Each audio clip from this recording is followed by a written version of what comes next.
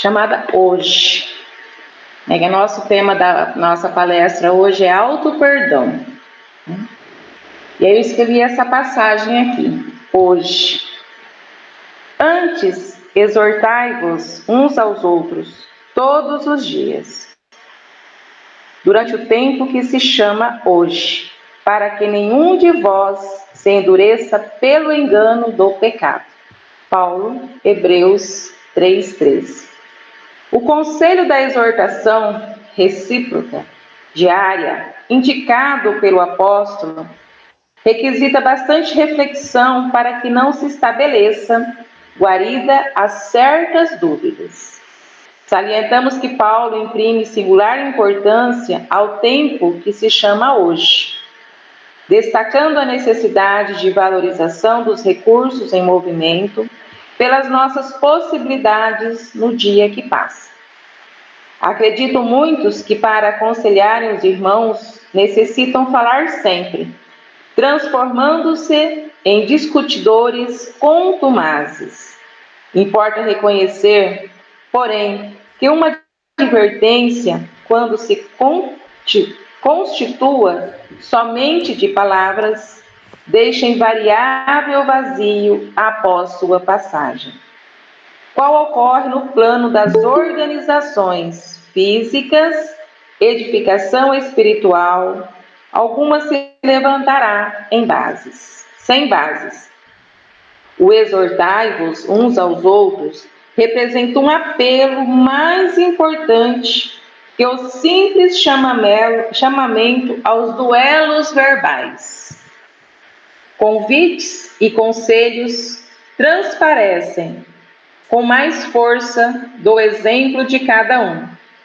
Todo aquele que vive na prática real dos princípios nobres a que se devotou no mundo, que cumpre zelosamente os deveres contraídos e que demonstre o bem sinceramente, está exortando os irmãos em humanidade ao caminho de elevação. É para esse gênero de testemunho diário que o convertido de Damasco nos convoca. Somente por intermédio desse constante exercício de melhoria própria, libertar-se-á o homem de enganos fatais. Não te endureças, pois na estrada que o Senhor te levou a trilhar, em favor de teu resgate, aprimoramento e santificação, recorda a importância do tempo que se chama hoje. Vamos fechar nossos olhos, serenando nossos pensamentos, elevando-os e rogar a Jesus neste momento de prece, de acalento, de iluminação para todas as pessoas presentes. Estejam elas em suas casas, nos presídios, nos hospitais, onde quer que elas estejam, que a prece alcance cada uma delas, que elas recebam o perdão, o amor e reconheçam o auto-perdão, que através de reconciliar-se consigo mesmo, possa elevar na evolução espiritual aqui no planeta. Rogamos a Jesus neste momento, que esteja conosco, agora e sempre. Que assim seja. Então, o tema de hoje, auto-perdão. Quando falamos em auto-perdão, não tem como não falarmos de perdão. Mas o que é o perdão? Kardec no livro dos Espíritos, na questão 886, pergunta: qual o verdadeiro sentido da palavra caridade, como a entendia Jesus? Benevolência para com todos, indulgência para as imperfeições dos outros, perdão das ofensas. Então, quando ele vem falando, né, o que é a palavra benevolência, né? É a boa vontade em relação ao outro, essa bondade para com o outro, qualidade de expressar tolerância, né, de quem perdoa com facilidade. E o que é indulgência? Facilidade para perdoar os erros cometidos pelos outros, ou seja, uma clemência. Só que nós conseguiremos perdoar o outro se não conseguimos perdoar a nós mesmos? Vamos fazer uma reflexão aqui. Toda a ação por nós é um evento. E essa ação traz consequências.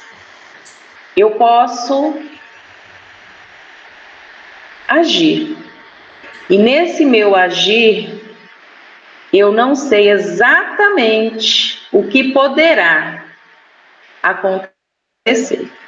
Eu posso prever algo, porém, é imprevisível o desencadear de uma ação, de uma fala minha.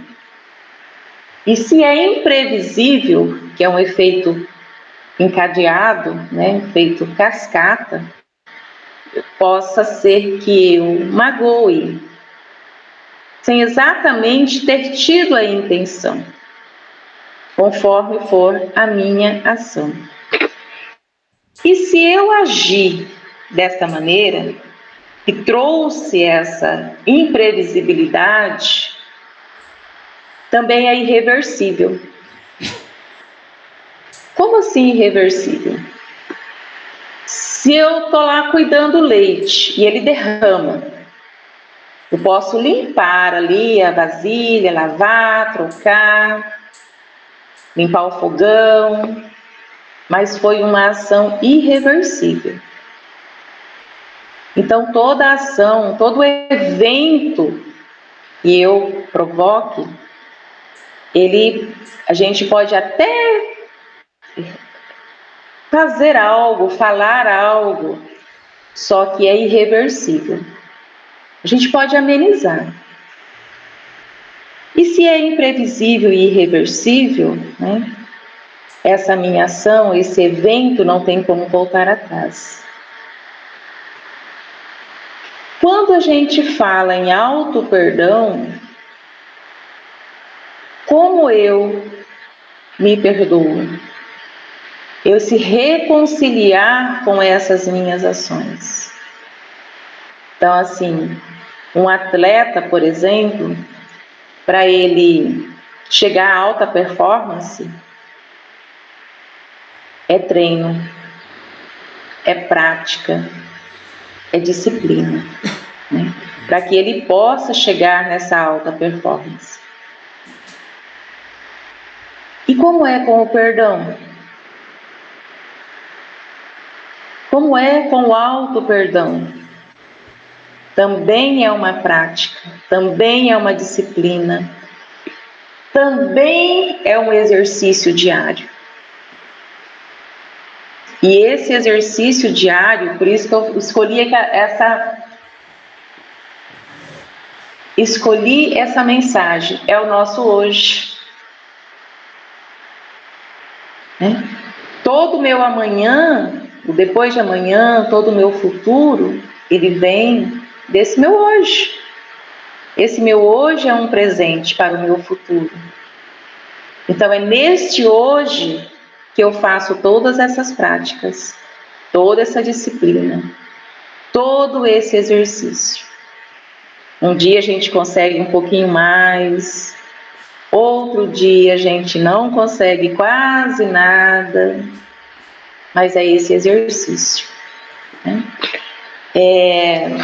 No Evangelho segundo o Espiritismo, no capítulo 10, né, diz assim: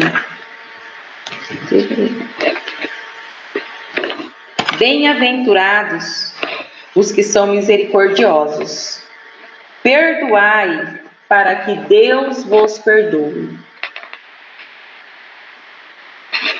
Bem-aventurados os que são misericordiosos, porque obterão misericórdia. Se perdoardes aos homens as faltas que cometerem contra vós, também vosso Pai Celestial vos perdoará os pecados. Mas se não perdoardes aos homens quando vos tenham ofendido, vosso Pai Celestial também não vos perdoará os pecados. É nessa passagem que Jesus está falando e Pedro pergunta, né? Quantas vezes, né? E Jesus fala 7. 70 vezes 7. E esse perdoar para que vos sejais perdoados, para que Deus nos perdoe. Será que eu realmente consigo perdoar a falta de uma pessoa? Às vezes a gente fala assim, eu perdoo, eu perdoei. Mas fica lá, remoendo, relembrando. Para eu realmente perdoar, eu tenho que ressignificar aquilo ali. Às vezes fala assim, eu perdoo, eu não tenho mágoa do fulano, da fulana, eu perdoei. Mas fica ali lembrando, 300 vezes por dia, todas as pessoas que encontra vai falar que o fulano, o que a pessoa fez para ela. Mas eu perdoei. A gente fala assim, né? Mas eu perdoei. Como eu perdoei se eu estou rememorando aquilo ali? Se eu estou trazendo tudo isso à tona? E no livro Céu e Inferno tem uma passagem que diz assim: todo espírito que se atrasa não pode queixar-se senão de si mesmo. Ou seja, às vezes a gente atribui que é o outro. Será que é o outro mesmo? Ou sou eu? Né? Então, se eu atraso hoje um dia nesse degrau de evolução, mais um dia, sou eu. As pessoas estão ali, no meu caminho. Mas cabe a mim discernir, escolher se eu vou me comprometer com o que as pessoas estão fazendo. Eu lido com crianças, né? Na escola. Mas por assim, por que você fez isso? Porque o fulano ou a fulana, né? A gente não consegue às vezes assumir que a falha é minha, que eu também erro, que eu também estou ali falhando. E nesse mesmo parágrafo diz assim: assim como o que se adianta tem o mérito exclusivo do seu esforço, dando por isso maior apreço à felicidade conquistada. Então, tem pessoas que conseguem conduzir esse discernimento e ir levando com mais facilidade as provas do dia a dia. E aí no livro da Esperança, no capítulo 32, diz assim: compaixão e socorro, amai, pois, a vossos inimigos. Lucas 6,35.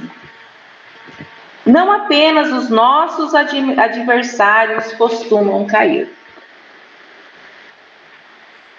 É preciso entender que as situações constrangedoras não aparecem unicamente diante daqueles que não nos comungam os ideais, cujas deficiências, por isso mesmo, estamos naturalmente inclinados a procurar e reconhecer.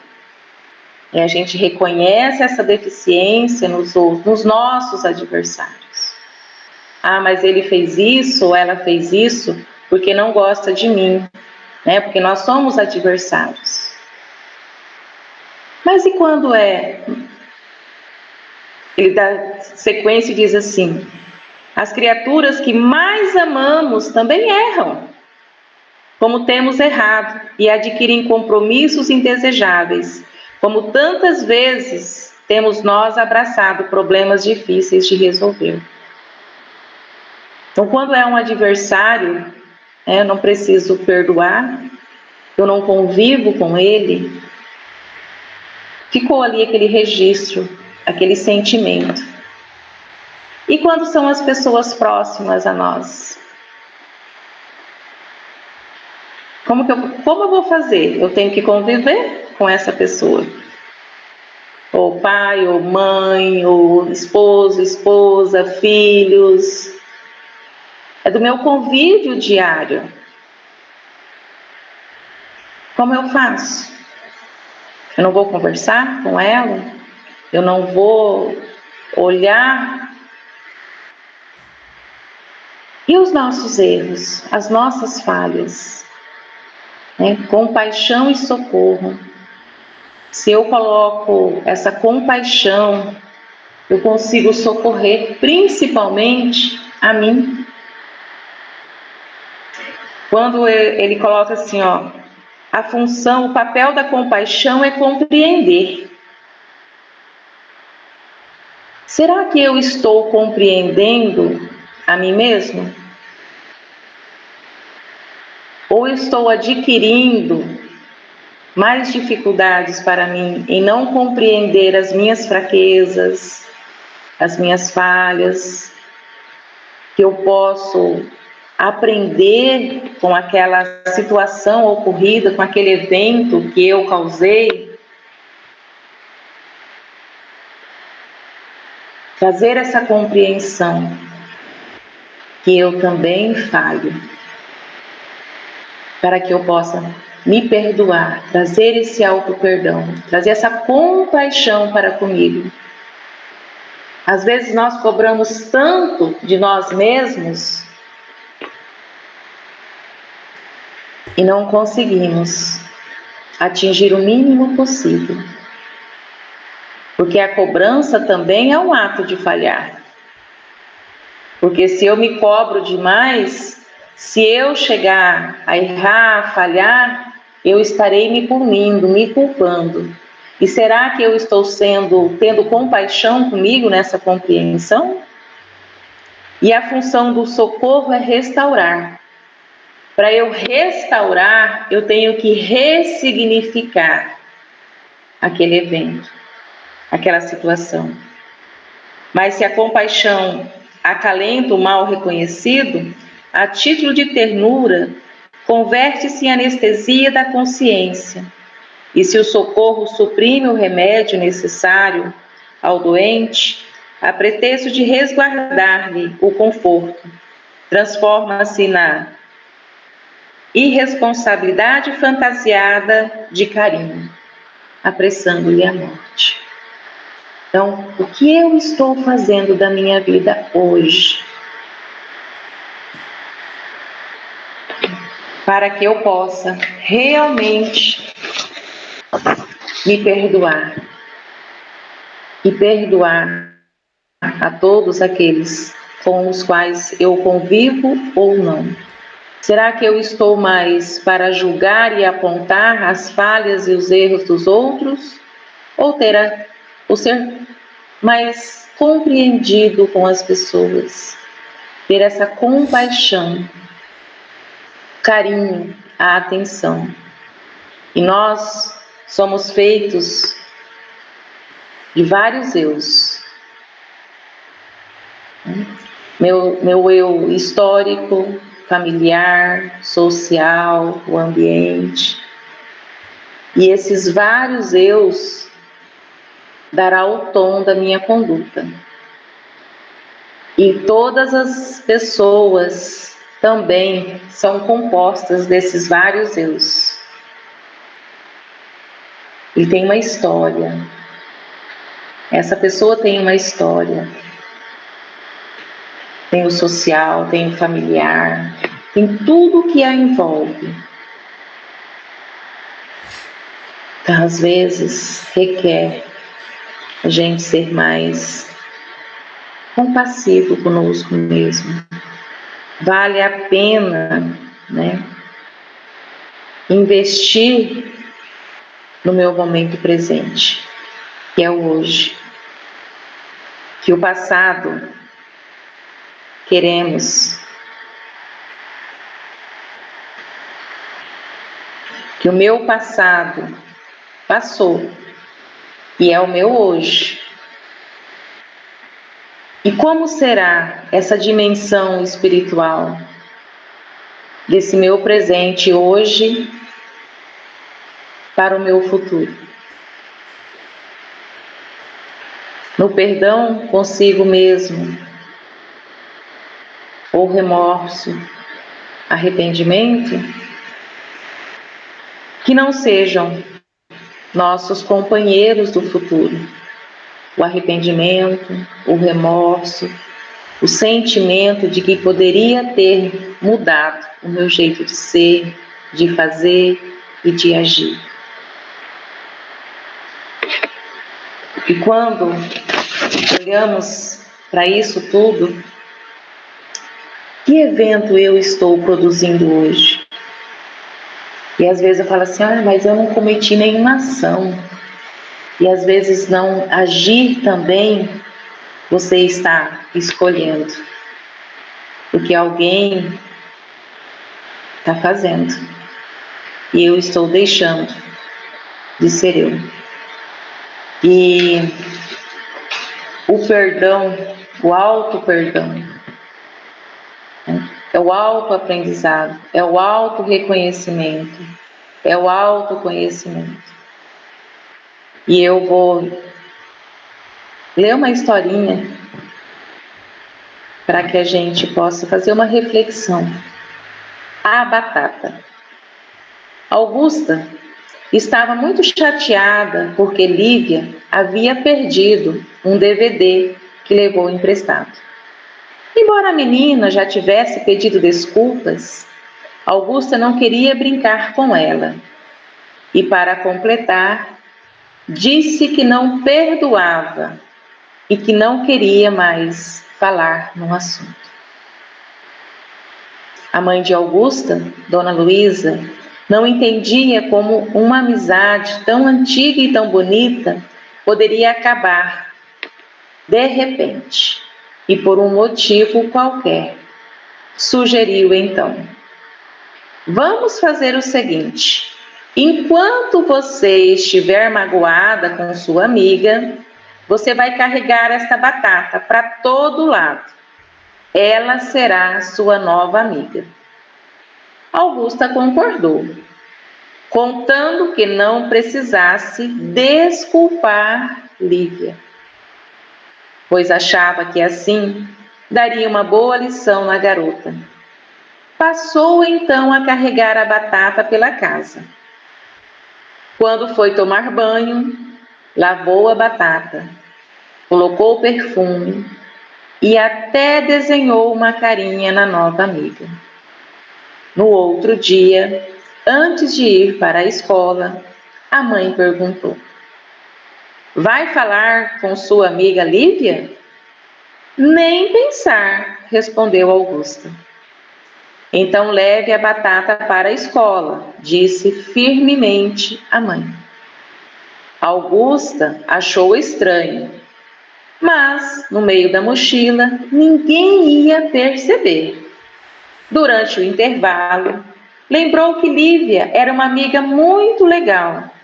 Teve vontade de desculpá-la, mas era orgulhosa. Achava que estava certa e que a amiga devia sofrer. No dia seguinte, a mãe argumentou que alimentar sentimentos ruins prejudicava somente quem sentia. Mas nada fazia Augusta mudar de ideia. E conforme o combinado, enquanto não perdoasse a amiga, carregaria a batata. Por mim, tudo bem, resmungou a menina cheia de mágoa. Porém, no terceiro dia, a batatinha começou a ter um cheiro esquisito. Perguntaram o que havia na mochila. Augusta desconversou. Não dá mais, a batata está cheirando mal, disse aflita ao chegar em casa. Mas foi você quem escolheu carregar mágoa, disse Dona Luísa. E o que isso tem a ver com a batata? Quis logo saber. Então, calmamente, a mãe explicou que a batatinha simbolizava a mágoa que ela sentia pela amiga e que os sentimentos ruins não faziam mal a Lívia, mas sim a filha, que estava emitindo energias negativas, semelhante à batatinha que cheirava mal. Quando apenas dizemos que perdoamos, mas não esquecemos o que nos magoou, é como guardar a batatinha no guarda-roupa. Ficamos guardando algo que só nos fará mal. Já pensou depois de um mês? Nem quero imaginar. Augusta finalmente compreendeu que ódio e mágoa são sentimentos que prejudicam somente a quem os sente. Depois dessa conversa, Augusta perdoou Lívia e esqueceu completamente o que aconteceu. Ainda hoje, quando pensa em não perdoar ou guardar mágoa de alguém, lembra logo do cheiro ruim da batata que carregou e trata logo de perdoar a pessoa e esquecer o fato. Quantas batatas nós estamos carregando? Quantas batatas podres ainda tem nas nossas mochilas? Então, de repente, é o momento, né, de olhar para as mágoas, para os sentimentos, para as emoções que a gente tem em relação ao outro, que não é ao outro que está fazendo mal. Então, o auto-perdão é muito difícil por isso, porque eu acho que eu sempre estou certa, né? E eu não mudo, não quero mudar de ideia. Mas nós não nascemos com a síndrome de Gabriela, né? Eu nasci assim, eu vivi assim, eu vou morrer assim.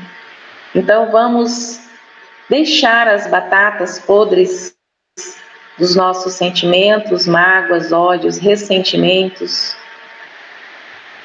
Vamos começar a tirar essas batatas podres da nossa mochila. E essa mochila não é externa. Então imagina como está. Quanto cheiro ruim tem dentro de mim. Então vamos deixar essas batatas. Vamos limpar, libertar, né? E como diz, né, na mensagem, né? Recorda a importância do tempo que se chama hoje. Então hoje é o dia de construirmos o nosso futuro. É isso, gente, a reflexão para hoje. Miguel? Oi. Alguém quer complementar alguma coisa? Tá? Nada a completar. Também agradeço.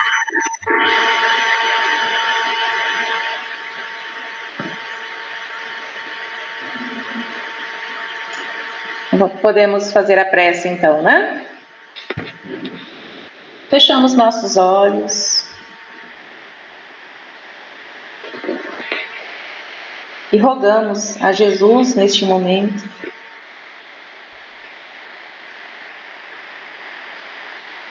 para que nos auxilie